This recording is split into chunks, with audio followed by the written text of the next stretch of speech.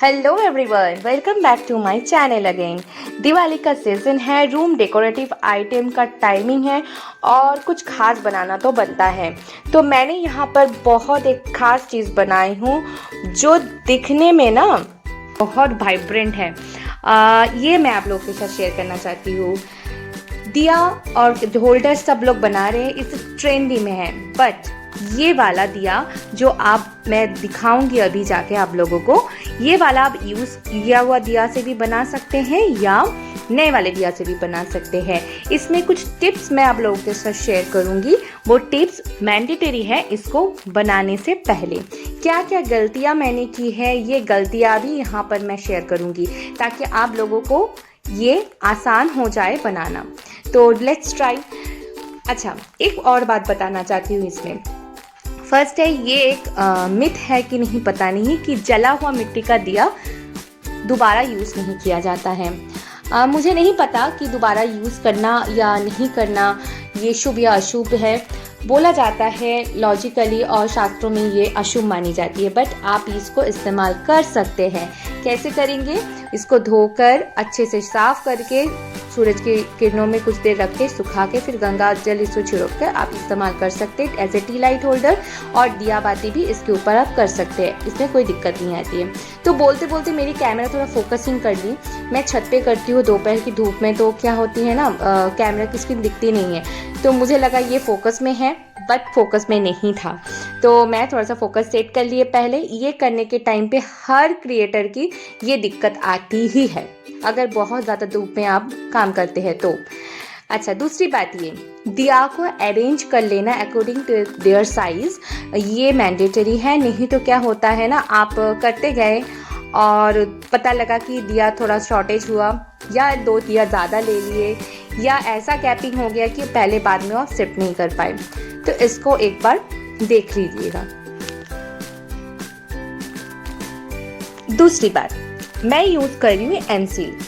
कुछ एमसील ऐसे होते हैं कि वो हाथ में चिपक जाती है। आपके पास अगर पाउडर वगैरह है तो हाथ में पहले लगा लीजिएगा, फिर आप दोनों को हार्डनर और जो मेन कंटेंट है दोनों को मिलाने चालू कीजिएगा, क्योंकि नहीं तो क्या होगा ना, ये हाथ में ऐसे आठा की तरह चिपक जाती है तो आपको इसको निकालने में बड़ी दिक्कत आएगी। तो पहले हाथों को थोड़ा सा पाउडर डस्टिंग कर लीजिए, उसके बाद एमसील को इस्तेमाल में लाइए। नहीं तो क्या होगा, ये आपको मतलब छुड़ाने के टाइम पे बहुत ज़्यादा मशक्क़त करना पड़ेगा। तो मैंने सारे एमसील्स को इस्तेमाल किए हैं दिया की जॉइंट्स पर, जहाँ दो दिया जॉइंट है, और पीछे वाले जो कटोरी मैंने इस्तेमाल की वो कटोरी में। मैं इसको दो तरीकों के इस्तेमाल करने वाली हूँ। तो इसके लिए मैंने क्या किया, मैंने सारे दिए को तो लगा लिए, एक वेयर मैंने इस्तेमाल की। यहाँ पर देखिएगा, एक पतला सा मतलब लोहे का ही वेयर है, तो ये वेयर मैंने इस्तेमाल की। इसको भी मैं इसके साथ चिपकाऊंगी। कैसे चिपकाऊंगी? इसको भी मैं एमसील में चिपकाऊंगी। यहाँ पर नोटिस आप लोग शायद की होंगी कि मैंने इसका जो जिसके ऊपर रखी हुई थी जो मैट थी, वो मैट से उठाकर एक थर्मोकोल की जगह पर रखी हूँ। इसमें भी मैं गलती कर दी ऑलरेडी। वो बाद में मुझे पता लगा मैंने बहुत बड़ी एक गलती कर दी यहाँ पर, क्योंकि वो मैट में चिपक जा रहा था एमसील। जैसे कि मैंने इसको उल्टा किया और एमसील चिपकाना चालू की तो मैट में चिपक रहा था और मैट गंदा हो रहा था। तो मैट बनी हुई है बैम्बू स्टिक से, मतलब बैम्बू की जो निकलती है, हाँ, इसको छील के निकाली जाती है, उसमें से ये बनी थी। तो नेचुरल है तो ऑब्वियसली इसमें चिपक जाएगा तो बहुत गंदा हो जाएगा। तो मैंने क्या किया, मैंने इसके नीचे जो थर्मोकोल की आती है कपड़ों या इसके साथ, ये वाला मैंने इसके इस्तेमाल की। और अभी मैं क्या कर रही हूँ, एक वेयर को इसके साथ एमसील से चिपकाने की कोशिश कर रही हूँ। बार बार निकल जा रहा था। मैंने क्या किया, फिर नीचे और ऊपर दोनों साइड पे ही एमसील लगाकर मैंने इसको एक सपोर्ट दे दी, ताकि इसको मैं दूसरे तरीके से जब इस्तेमाल करूँगी तब ये इजीली इस्तेमाल मैं कर पाऊँ। तो ये वाला काम को मैंने तो आधा घंटे 1 घंटे में अंदर का, आधा पौने 1 घंटे में कंप्लीट हो गया था। तो मैंने एक रोज़ पूरा एक दिन इसको सूखने के लिए रेडी कर दी। बट इसको मुझे सिक्योर करना था, बार बार निकल रहा था, बार बार निकलेगा, ये आप लोगों को भी होगा दिक्कत। तो आप एक बार सिक्योर कर लीजिए, फिर आप इसको एक दिन छोड़ दीजिए। सूखने के लिए। 24 आवर्स मैंडेटरी, नहीं तो ये निकल जाएगी। फिर आती है कलरिंग की बारी। मैं इसको सूखने के लिए छोड़ तो दिए, बट इस बीच में हो गई एक मुसीबत। जब ये सूख गया, मैंने 2 दिन भर रखी थी, 1 दिन नहीं रखी थी क्योंकि बीच में 1 दिन मुझे टाइम नहीं मिला था, दूसरे कुछ प्रोजेक्ट में मैं बिजी हो गई। मैं इसको कलर 2 दिन बाद ही करी थी। मैं सोची कि इसमें एक्रेलिक कलर करूँगी, तो इसलिए मुझे मिला जो एक्रेलिक का वाइट बेस, उसमें ग्लू लगाकर मैंने इसकी फर्स्ट कोट डालना चालू कर दी। मैं इस्तेमाल कर रही हूँ एक्रेलिक कलर वाइट। आप इसमें कुछ भी इस्तेमाल कर सकते हैं, जैसे कि जेसो भी यूज़ कर सकते हैं या घर में जेसो बना के भी यूज़ कर सकते हैं।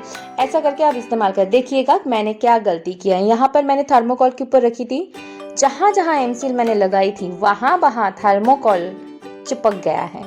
अब ये बड़ा गंदा दिख रहा था और मैं ना बहुत स्ट्रेस में आ गई कि क्या कर दी मैंने। एक गलती कर दी कि थर्मोकोल हर चीज़ को अपने अंदर समेट ले रहा है। इवन मैंने दूसरा कलर इसके ऊपर जब ब्रश रखी तो थर्मोकोल डिज़ोल्व हो गया। दूसरी बात, फेविकॉल जो यूज़ की, वो फेविकॉल कुछ देर बाद थर्मोकोल के अंदर डिज़ोल्व हो गया। फेविकॉल मतलब इसमें और एक डेंड्राइट जैसा आता है, वो भी डिज़ोल्व हो जाती है। थर्मोकोल गलती से भी मत इस्तेमाल कीजिए। आप गलती से भी इस्तेमाल करेंगे तो थर्मोकोल आपको बड़ी परेशानी देगी। ये निकलता भी नहीं है और गंदा दिखता है। फिर मेरे पास पड़ा हुआ था बर्जर का एक कलर, एनामल कलर, जो हमारी यहाँ पर ग्रिल्स वगैरह में यूज़ होती है। मैंने सोचा कि ये पड़ा हुआ है, क्यों एक्रिलिक कलर खर्चा करें। थोड़ा खर्च बचाने के लिए मैंने क्या किया, खर्चा बचाने के लिए मैंने ये वाला कलर इस्तेमाल कर दी।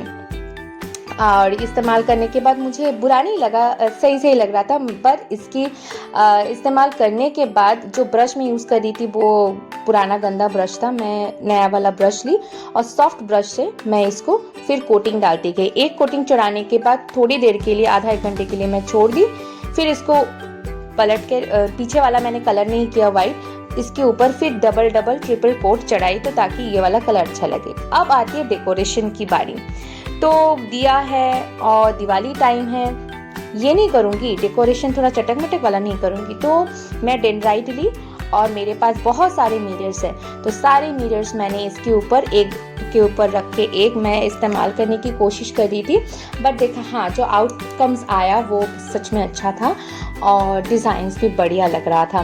मैंने छोटा जो राउंड शेप का मिरर आता है, एकदम छोटे का, मे बी 1/2 और 1 इंच का होगा, वो सारे मैं बीच में डालना चालू कर दी, मतलब 2 दियों के बीच में। दिख रहे हैं आपको।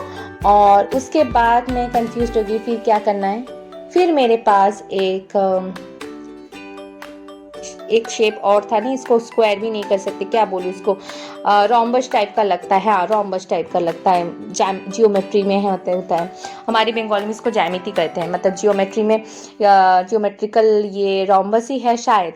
अगर मैं गलत हूँ तो कमेंट बॉक्स में बताइएगा ज़रूर। और ये वाला भी इसके बीच में लगा दी, तो क्या होता है ना, वो जो थर्मोकोल की जो खामियाँ थी वो छुप गई हैं और मैं बड़ा खुश हो गई इसको देखने के बाद। फिर आया, अच्छा हो तो गया। फिर जगह पर भी एक गलतियाँ दिख रही थी, वो थर्मोकोल वाली गलती, इसको भी छुपाना है। तो एक बड़ा वाला राउंड मिरर बहुत ज़्यादा अमाउंट में मेरे पास था, तो इस बीच में मैं क्या कर दी, इसके ऊपर मैं डाल दी बड़ा वाला मिरर।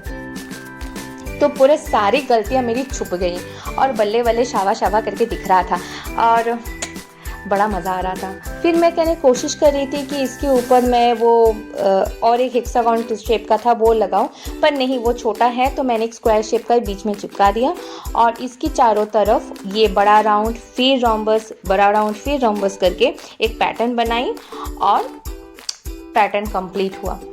अच्छा ही दिख रहा था। फिर भी मुझे नहीं, थोड़ा सा और कमी है, थोड़ा सा और भी चटक मटक वाला लगाए। तो और भी छोटे छोटे जो सर्किल्स थे, वो भी छोटे छोटे सर्किल्स बड़े सर्किल के ऊपर आधा हाफ फ्लावर की शेप में मैंने लगा दिए।